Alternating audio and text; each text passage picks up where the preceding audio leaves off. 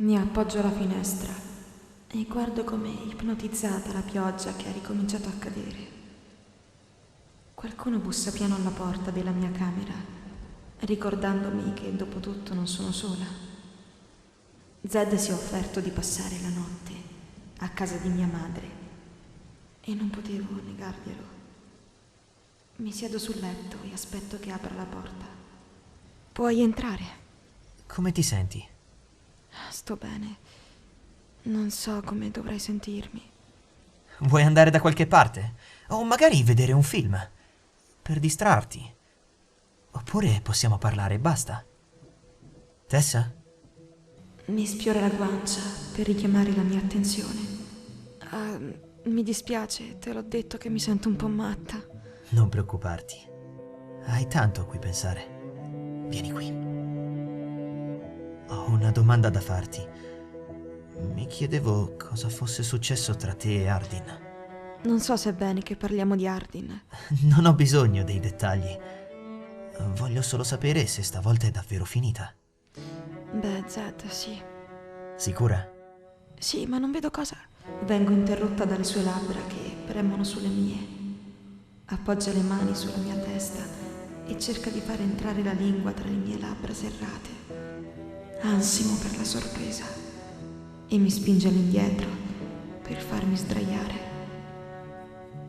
Colta la sprovvista, lo spintono sul letto.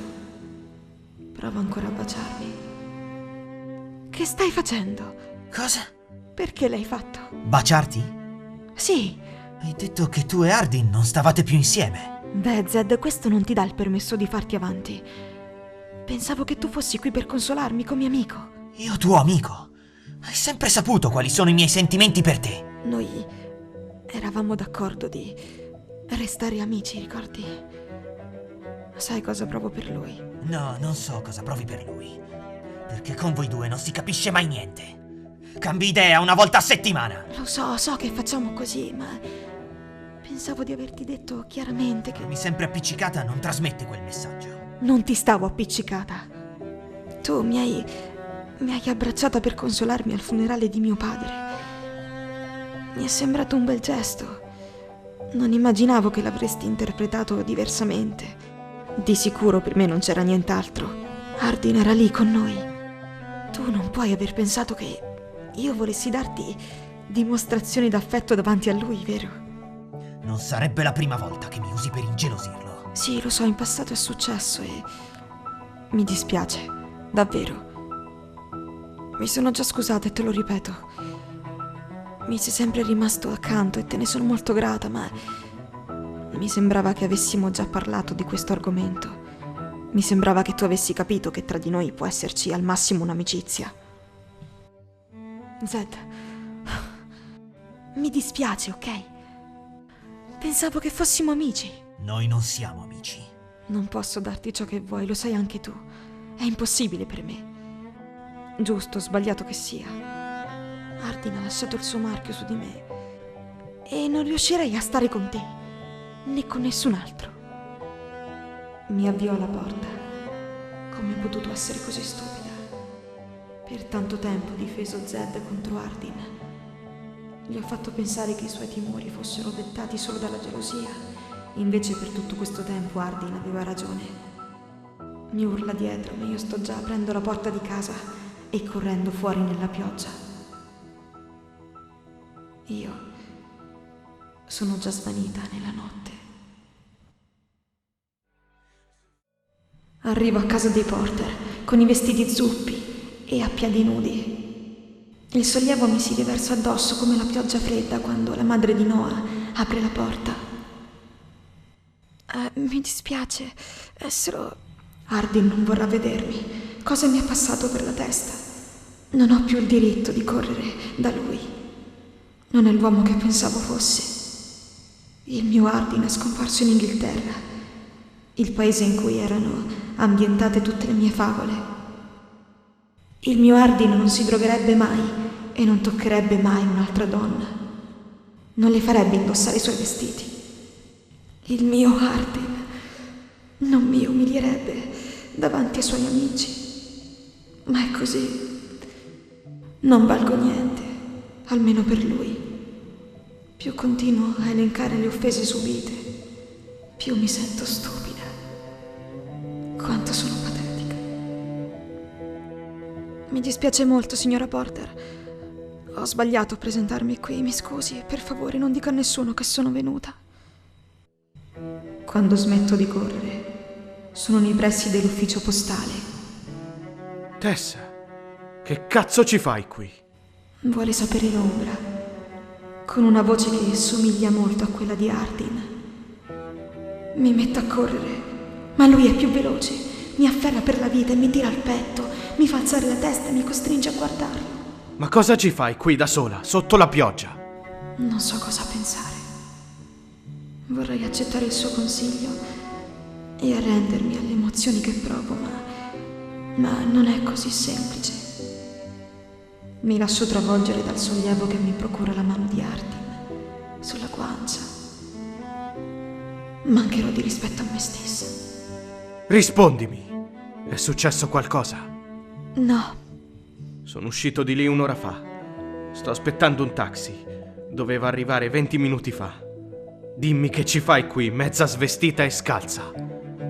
nella pioggia vediamo i fari di una macchina e il mio cuore manca un battito quando la sagoma di un pick-up si staglia all'orizzonte.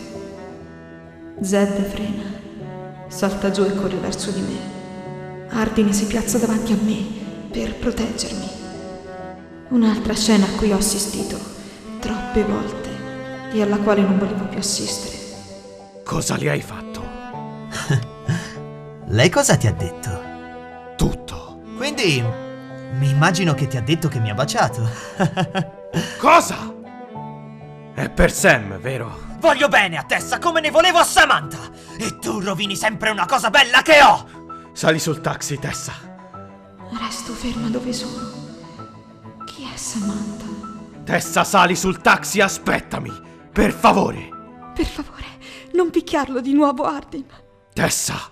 Ti prego, Hardin, di venire via con me. Per favore, è stata una settimana terribile. Non posso assistere a una cosa del genere.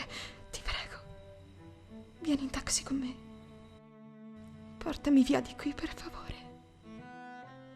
Tessa non ha detto una parola da quando siamo in taxi, ma sono troppo impegnato a mantenere la calma per commentare il suo silenzio. Vederla lì fuori, al buio, in fuga da qualcosa, in fuga da Zed, mi ha riempito di rabbia e sarebbe troppo facile arrendermi e lasciarla uscire. Sono salito su questo taxi con lei invece di spaccare la testa a Zed come meritava. Spero che mi riconosca almeno questo merito. Non so come, eppure Zed è arrivato prima di noi e ha indovinato dove volevo portarla. Ma non posso perdere la pazienza, perché devo dimostrare a Tessa che sono capace di mettere i suoi sentimenti davanti ai miei. Ora puoi andare. Tessa non voleva che me ne andassi, era solo confusa. Ci ha provato con me. Non ti vuole più. Si è stufata di te. Stringo i pugni e respiro a fondo per calmarmi.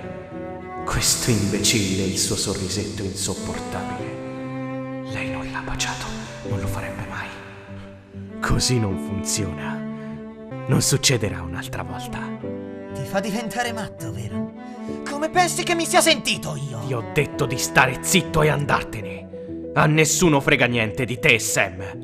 Era una ragazza facile, anche troppo per i miei gusti, e nulla più. Che c'è? Non ti piace sentir parlare della tua adorata Samantha? Sta zitto! Perché? Sapevo quanto a Zed piaceva quella ragazza e all'epoca immaginavo che la storia tra loro la rendesse un bersaglio più difficile. Tanto peggio per me. Eri mio amico! Tuo amico? Nessuno di quei degenerati era amico tuo. Ti avevo appena conosciuto. Non era niente di personale. L'avrebbe data se non fossi arrivato tu! Zed, che cosa hai detto? Vattene subito! È fantastico che abbia sentito Zed parlare di lei in quel modo. Da tanto tempo cercavo di metterla in guardia.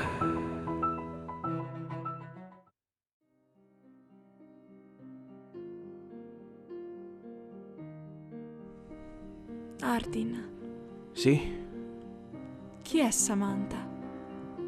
È una ragazza che facevo uno stage alla Vance, ma voglio essere sincero con te.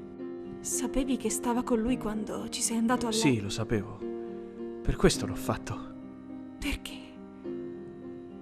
Non ho scuse. Per me era solo un gioco. Dimentichi che non ero la stessa persona prima di conoscerti. Non ero il ragazzo che sono adesso. Beh, ora ti sembro pieno di difetti, ma credimi, mi avresti odiato ancora di più se mi avessi conosciuto a quei tempi. So che non sembra, ma mi hai aiutato molto, Tess. Mi hai dato un obiettivo. E qual è questo obiettivo? Sto ancora cercando di capirlo, ma lo scoprirò. Quindi, per favore, puoi provare a rimanere con me finché non lo scopro. Mi guarda, ma tace. Fisso il buio fuori dal taxi e mi compiaccio di non aver sentito nulla di definitivo e devastante.